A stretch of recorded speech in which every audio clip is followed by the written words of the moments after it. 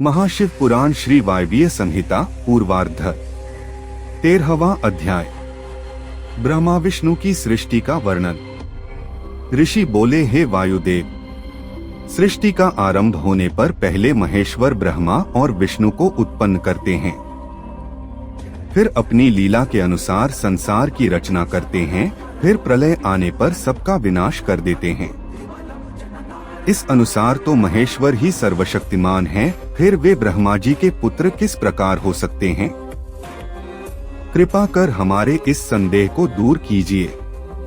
ऋषियों के वचन सुनकर वायुदेव बोले, हे मुनियों, महेश्वर ने इस सृष्टि के निर्माण, पालन और संहार के लिए ब्रह्मा, विष्णु और रुद्र को उत्पन्न किया।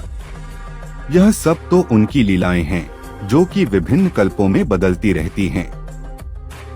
किसी कल्प में ब्रह्मा विष्णु और रुद्र को उत्पन्न करते हैं, तो किसी में विष्णु ब्रह्मा और रुद्र को प्रकट करते हैं।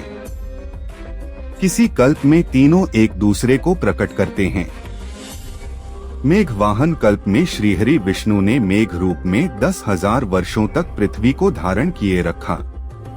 तब प्रसन्न होकर महेश्वर ने विष्णु जी को अव्यय शक्ति प्रदान की। यह देखकर ब्रह्मा जी के मन में ईर्ष्या उत्पन्न हो गई। उन्होंने विष्णु जी को वहां से भेज दिया और स्वयं भगवान महेश्वर की शरण में पहुंच गए।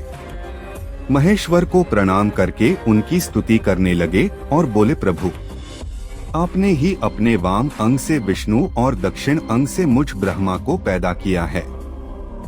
फिर हम दोनों शक्ति और सामर्थ्य में भिन्न क्यों हैं? क्या विष्णु मुझसे अधिक आपके भक्त हैं? भगवान, कृपा कर इस अंतर को दूर करें।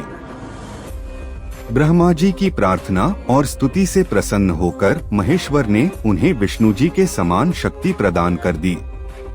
प्रसन्न होकर ब्रह्मा जी विष्णु जी के पास पहुँचे। उस समय विष्णु जी क्षीर सागर में योग निद्रा में शयन कर रहे थे। ब्रह्मा जी ने उन्हें योग निद्रा से जगाने का बहुत प्रयत्न किया, परंतु वे न जागे।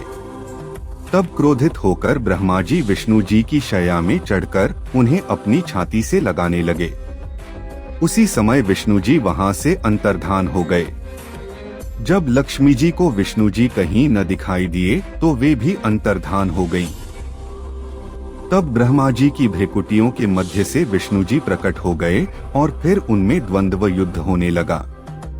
यह सब भगवान शिव भी बिना प्रकट हुए देखने लगे, परंतु जब ब्रह्मा विष्णु का युद्ध किसी भी तरह समाप्त नहीं हुआ, तब वे उन दोनों के मध्य प्रकट हो गए। शिवजी की कृपा से उन दोनों के क्रोध का निवारण हो गया।